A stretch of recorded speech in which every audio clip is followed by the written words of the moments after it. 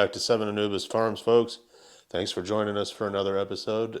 It is now February 9th today, and that means that we've got some plant room stuff to do. We made a little transition again, as my wife has alluded to several times in our videos about we change things sometimes. And so we had made this our processing room for a while last year. It does function really well as that too. But then we kind of realized that the space wasn't very big. And the problem is we have some plants that we actually do things in the winter, right? So we needed a plant room that was temperature controlled, which this room is. This is out in our shop, but we just call it our plant room, where I can actually start all of our seedlings for the year. We grow almost everything from seed here at Seven Anubis Farms, with maybe the exception of a couple of things. I'll buy bare root strawberries sometimes, maybe asparagus if I'd start doing some more of that, which we're planning on doing this year. And let's see, that might be pretty close to about it. I'll be getting some bare root trees though, and some berry bushes and some more things for outside, amount out in the farm, collectively all over the place. Anyway, so we're gonna start by getting this kind of cleaned up. The plant room is not exactly trashed, but need to get a good clean up, sweep it up, move some plants around, and then we'll start getting into making some soil blocks. Probably start some peppers today, maybe some tomatoes as well, and for sure get some onions going. Those guys all seem to take quite a little while. And by the time, I know it's only February 9th, but by the time these guys are, getting to that 1 or 2 foot tall, I'll transplant them 2 or 3 times. But I found in zone 5B where it does get fairly cold, we sometimes just can't get plants out until mid-May. And if I get them out there fairly young, it takes all summer for them to mature, right? And with the farmers market, we want to try to have some of our product early. So this year I'm going to try to put some effort into getting our tomatoes and pepper plants 2-3 feet tall before we even take them out, right? So they'll hopefully mature a little bit quicker and we'll get a little earlier harvest. Jammed. I'm almost out of room. That's probably actually, what we get done today. Continue to do transplants we'll for the season. How I make soil blocks, not a big deal. Talk about that a little bit. None of this is really rocket science. You're just going to take your seeds and you're going to drop them in there, right? There's some different methodologies. If you have poor germination sometimes, with tomatoes and peppers, you can use the paper towel. The big trick is keeping them nice and moist and keeping the room at a decent temperature, right? The actual ambient temperature needs to be up there around, I don't know, at least 70, I think is probably a pretty good bet, maybe even 75. Create a little humidity into the room, which I do kind of monitor as well. There's lots of easy ways to do that. But anyway, we'll go ahead and get some of this cleaned up, and you guys don't need to watch me clean house here, but once we get that straight, we'll take another shot of this and get some stuff planted today. Get all this cleaned up and moved. The bamboo over here, we'll get everything under some lights. I've talked about these lights before, but they're the Lux 645 LED Pros. Really nice lights. They are mildly pricey, but you get what you pay for when it comes to doing your plants, right? And doing your plant rooms for seedling starts. The little bit of extra money you do up front, I think these guys have already met their ROI, right? Their return on our investment. Okay, Paul back here with you from Seven Anubis Farms, and we're all cleaned up in the plant room, got this all ironed out, mixed some soil, did a lot of cleaning, got all the plants kind of over here where we'll have some overhead light. Went ahead and got one of these turned on. I put these on a timer so that it runs from about 5 a.m. till about 10 p.m. Right? So seedlings, you're going to want a fair amount of light, fair amount of heat. But that doesn't need me to run 24 hours. That's kind of a misnomer, right? So if you hear that, it doesn't really need it. 14, 15, 16, 17 maybe hours of light is plenty. This room will get a little natural light too, so that actually bumps that up a little bit too. So anyway, got the bamboo moved over here and some strawberries. It's like a strawberry mother plant that I've got going over here. This is like my little workstation where I can kind of sit here and mix up soil, put this in here. So I think today, though, now that I said something earlier, I might actually go with the paper towel thing for the tomatoes and peppers. I have had some better luck now that I think about it again, and I think I'll go back to the paper towel thing. So anyway, just a couple of tubs. Usually what I mix in here is a little bit of peat moss, some decent potting soil. Excuse me. So some decent potting soil. I'll go into the mix. A little vermiculite, some worm castings, but not too much. You don't want to overdo it on the fertilizer for seedlings necessarily, but you do want something that's fairly light and fluffy, right? That retains moisture okay. And these guys will sprout just fine, right? Just tricks for germination, really. The light nutrients in your soil, your potting mix. And then just keep them wet, right? It depends on what you're doing. But today I think we're also going to do is onions.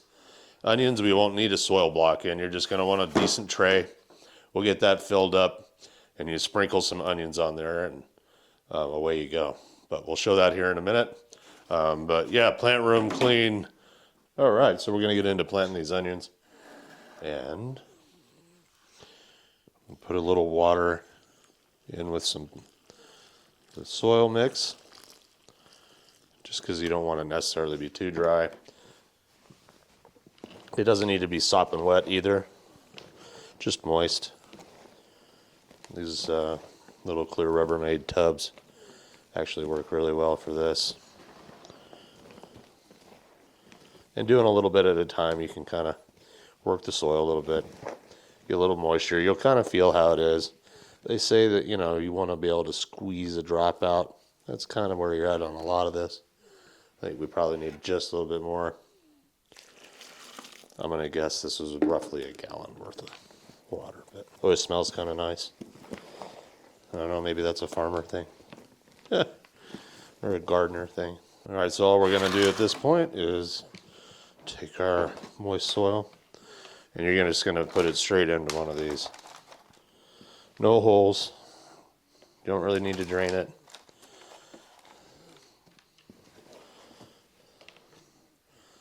And I like to get this fairly full.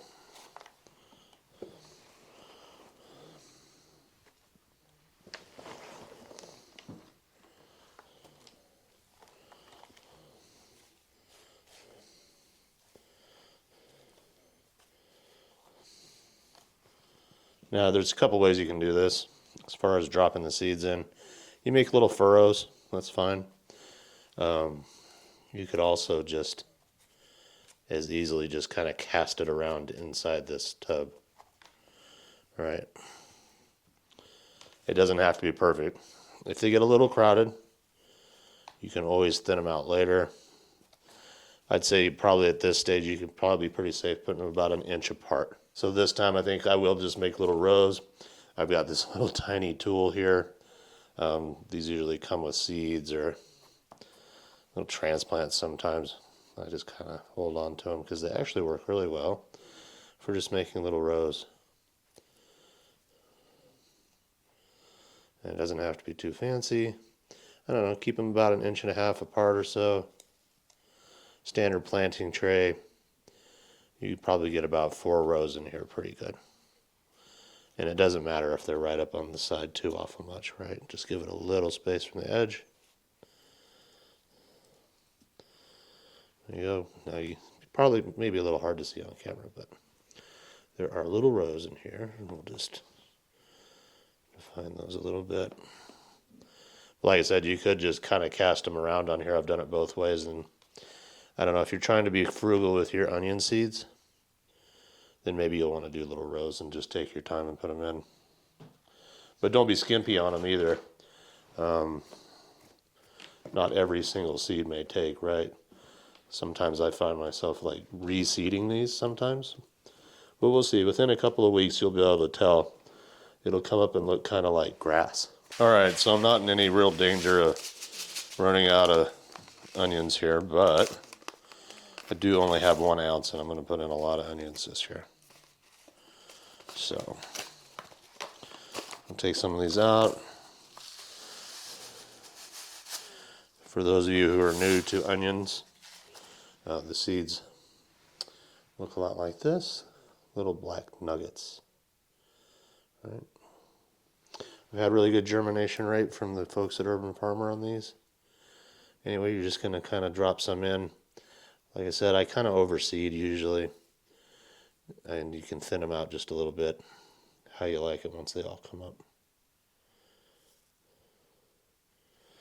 No real magic to this, of course, you know.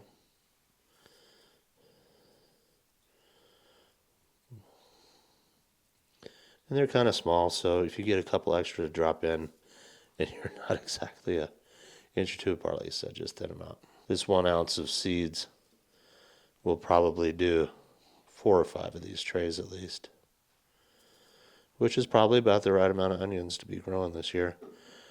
They sell well, they store well, and we have some folks that are already wanting some. So in light of that, I'm going to put in quite a bit this year. We'll probably put in about 3 75-foot rows or so. We'll see how that does. Anyway, I'm just gently covering these up and kind of patting it down with the back of my hand a little bit. Right, as I go through. They don't need to be very deep. You don't want them to be very deep.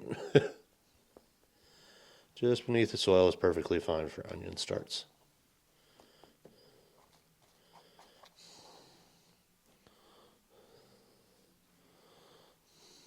Alright, then you're just going to fill in these little rows.